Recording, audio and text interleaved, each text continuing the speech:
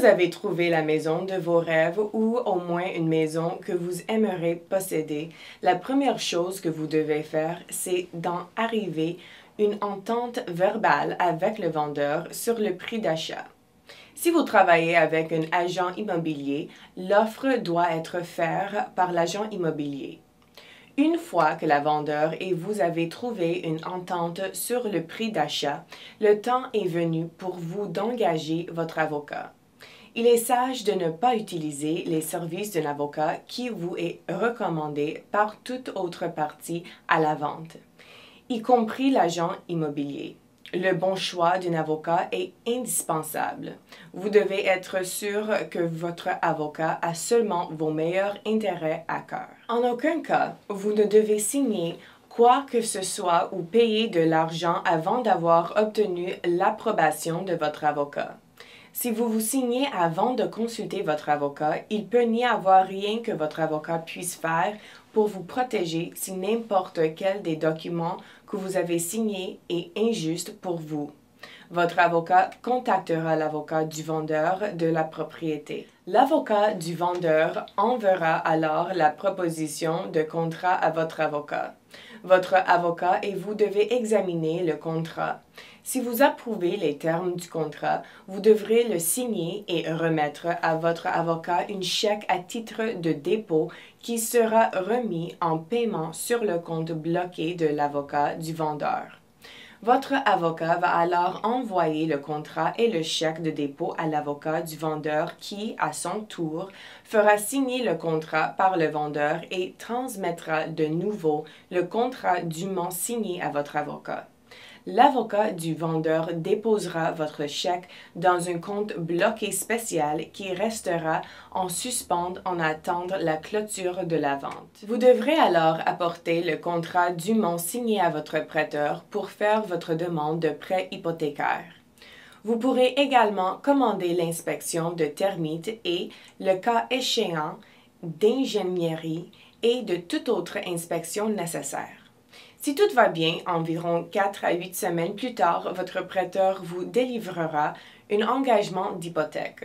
Si d'autre part, tout ne va pas bien et que vous ne recevez pas une promesse de prêt hypothécaire, sans aucune faute de votre part, votre avocat annulera le contrat et recoupera votre dépôt.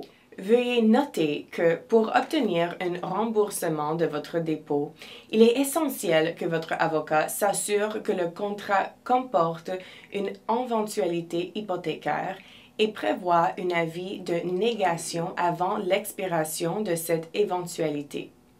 Lorsque vous recevrez votre promesse de prêt hypothécaire, votre avocat devra ordonner la recherche de titres et en enquête auprès d'une société de titres.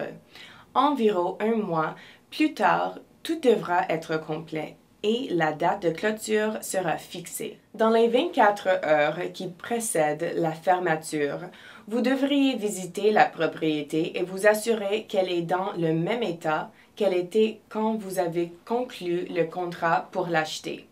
Le jour de la clôture, vous devez vous retrouver au bureau de l'avocat de votre prêteur avec votre avocat, le vendeur, l'avocat de vendeur et une représentante de la compagnie de titres. Si vous achetez une coopérative, l'avocat de la coopérative et peut-être une représentante de prêteur du vendeur devront également être présentes lors de la clôture.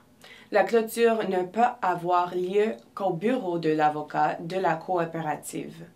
La fermeture durera probablement 2 à 3 heures. Si tout va bien, à la fin de la fermeture, vous serez propriétaire de votre nouvelle maison. Plusieurs mois après la clôture, vous devriez recevoir l'acte original enregistré et la police de titre. Veuillez noter qu'il n'y a pas d'acte et police de titre si vous achetez une coopérative. Il y a de nombreuses dépenses liées à l'achat d'une maison. Si vous obtenez un prêt hypothécaire, les frais liés à l'hypothèque seront la composante la plus importante de vos dépenses. Le prêteur peut exiger des points. Un point représente 1% du montant du prêt. Ainsi, si vous empruntez 100 000 $, un point sera de l'ordre de 1 000 $.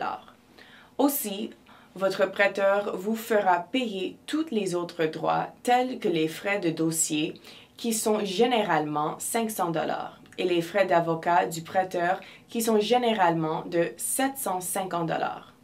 À la clôture, votre prêteur recueillera aussi de l'argent dans le dépôt bloqué pour vous payer les impôts d'immobilier futurs et les primes d'assurance. Vous devrez également payer votre propre avocat. Pour une maison d'une ou deux familles, une copropriété ou une coopérative, les honoraires de l'avocat sont susceptibles d'être de 1 500 $ à 3 000 $. Il n'est pas de votre intérêt de chercher un avocat moins cher.